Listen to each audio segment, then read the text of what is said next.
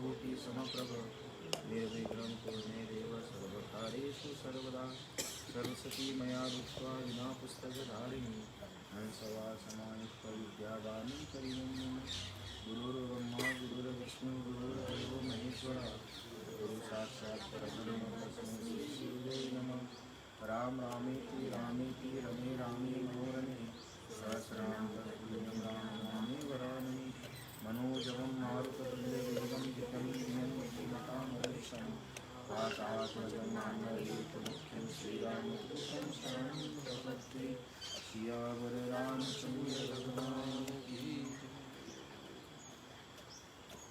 दशरथ नंदन श्री राम ने देखा आश्रम के सभी स्थान सीता से सुने हैं, पर्णशाला में भी सीता नहीं है, बैठने के आसन इधर उधर फेंके पड़े हैं। तब उन्होंने पुनः वहाँ के सभी स्थानों को निरीक्षण किया, चारों ओर ढूंढने पर भी विदेही कुमारी कहीं पता नहीं लगा। तब श्री रामचंद्र जी अपने दोनों सुंदर भुजाएं उठाकर सीता का नाम ले जोर जोर से पुकारने लगे, भैया लक्ष्मण, विदेही राजकुमारी कहाँ है? यहाँ से किस देश में चली गई? सुमित्रानंदन, मेरी प्रिय सीता को कौन हर ले गया अथवा किस राक्षस खा डाला? फिर वह सीता को संबोधित करके बोले, सीते, यदि तुम वृक्षों की आड़ में अपने को छिपाकर मुझसे हंसी करना चाहती हो, इस समय हंसी ठीक नहीं है। मैं बहुत दुखी हूँ, तुम मेरे पास आ जाओ। सौम्य स्वभाव वाली सीते, जिन विश्वस्त मृग छोने साथ तुम खेला करती थी, वो आज तुम्हारे बिना दुखी हो आंखों में आंसू भरकर चिंता मग्न हो गई। लक्ष्मण, सीता से रहित होकर मैं जीवित नहीं रह सकता। सीता हरण जनित महान शोक से मुझे चारों ओर से घेर लिया।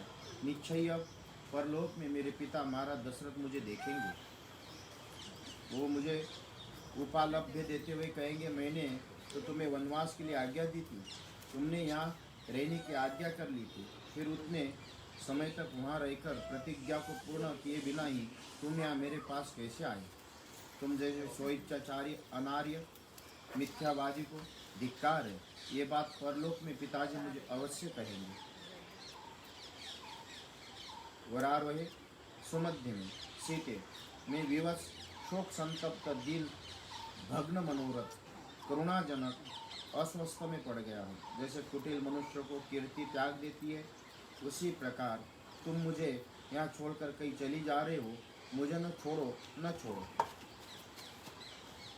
तुम्हारे वियोग में मैं अपने प्राण त्याग दूंगा। इस प्रकार अत्यंत दुख से आतुर हो विलाप करते हुए रघुकुल नंदन श्री राम ने दर्शन के लिए अत्यंत उत्कंठित हो गए। वो जनक नंदिनी उन्हें दिखाई नहीं पड़ी।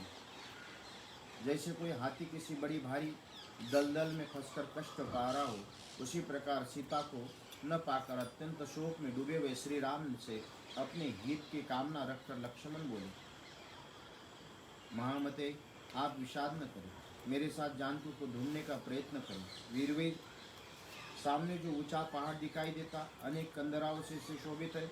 मिथिलेश कुमारी वन में घूमना फिर प्रिय लगता है। वो वन की शोभा देखकर हर्ष से उन्मत्त हो उठी वन में गई अथवा सुंदर कमल के फूलों से भरे हुए सरोवर या मत्स्य वेद सलाह से सुशोभित सरिता के तट पर जा पहुँचे, अथवा पुरुष प्रवर हम लोगों को डराने की इच्छा से हम दोनों उन्हें खोज पाते न कि जिज्ञासा से कोई वन में छिप तो गई होगी। अतः श्रीमन, वन में जहाँ जहाँ जानकी के होने की संभावना हो, उन सभी स्थानों पर दोनों शीघ्र ही उनकी खोज के लिए प्रयत्न करें। रघुनंदन, यदि आपको मेरी ये बात ठीक लगे, आप शोक छोड़ दें। लक्ष्मण के द्वारा इस प्रकार स्वार्थपूर्ण समझाए जाने पर श्री रामचंद्र जी सावधान हो गए। उन्होंने सुमित्रा कुमार के साथ सीता को खोजना आरंभ कर दिया। दशरथ के दोनों पुत्र सीता की खोज करते हुए वनों में, पर्वतों पर, सरिता और सरोवरों किनारे घूम घूम कर चेष्टाओं के साथ अनुसंधान में लग गए। उस पर्वत की चोटियाँ, शिला शिखरों पर उन्होंने अच्छी तरह जानकी को ढूंढा, किंतु कहीं भी उनका पता नहीं लगा। पर्वत के चारों ओर खोज कर श्री रामचंद्र जी लक्ष्मण ने से कहा, सुमित्रानंदन, इस पर्वत को मैं सुंदरी वैदेहियों को नहीं देख पाता हूँ।